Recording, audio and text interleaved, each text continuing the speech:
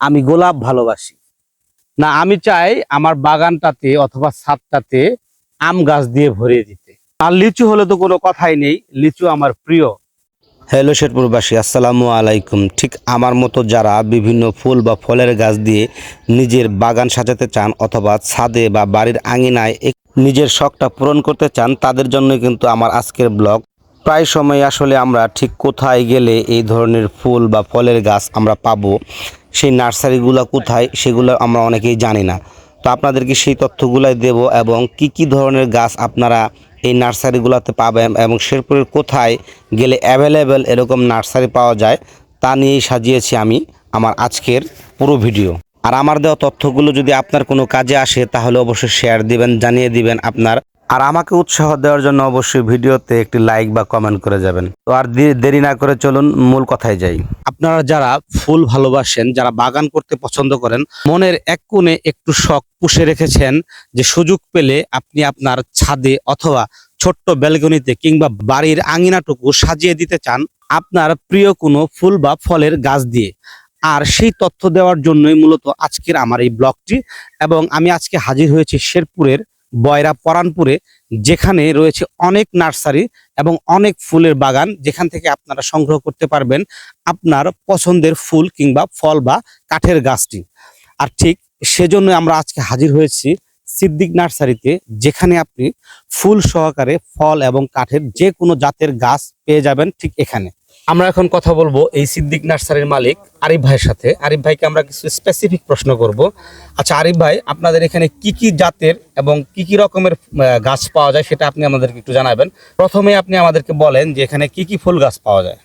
জি, সবার আগে প্রথমে আমি সালাম দিতেছি, আসসালামু আলাইকুম। কাঠগোলাপ আছে, গন্ধরাজ আছে, রঙন আছে, কামিনী আছে, ঝুই আছে, ভেলি আছে, গন্ধরাজ আছে এবং কি দেশি বিদেশি বিভিন্ন প্রজাতির, যা আমাদের মনের অজান্তে অনেক ধরনের ফুল গাছ আছে। আচ্ছা, ফল গাছ আছে কি?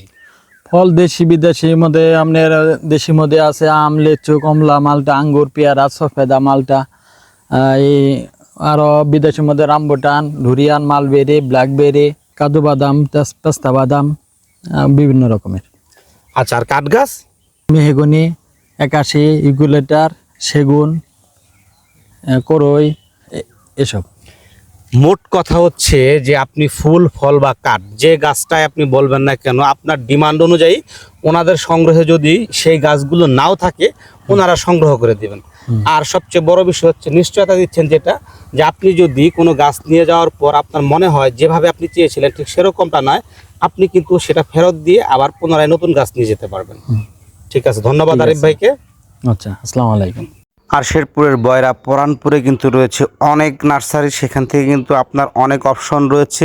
সেখান থেকে দেখে শুনে বেছে আপনার যার সাথে দামে মিলবে এবং আপনার গাছ পছন্দ হবে সেই নার্সারি থেকে কিন্তু আপনি আপনার পছন্দের গাছটি কিনতে পারেন। অতএব যে কোনো সময় কোনো ধরনের চিন্তা না করে আপনারা যদি বয়রা পরানপুরে যান, সেখানে আপনি আপনার প্রিয় গাছটি পেয়ে যাবেন। আর অনেক বেশি অপশন থাকায় আপনি সবচেয়ে সাশ্রয়ী মূল্যে কিন্তু এখান থেকে গাছ পাবেন। তাহলে আর দেরি কেন, যদি আপনার মনের কোনো ইচ্ছে থাকে বাগান করার, তাহলে যেতে পারেন শেরপুরের বয়রা পরানপুর এবং কিনে নিয়ে আসতে পারেন আপনার পছন্দের গাছগুলি। আর আমার আজকের ভিডিও কিন্তু এ পর্যন্তই। সবাই ভালো থাকবেন, সুস্থ থাকবেন এবং পরবর্তীতে নতুন কোনো ভিডিওতে নতুন কোনো তথ্য নিয়ে হাজির হব আপনাদের সামনে। আসসালামু আলাইকুম।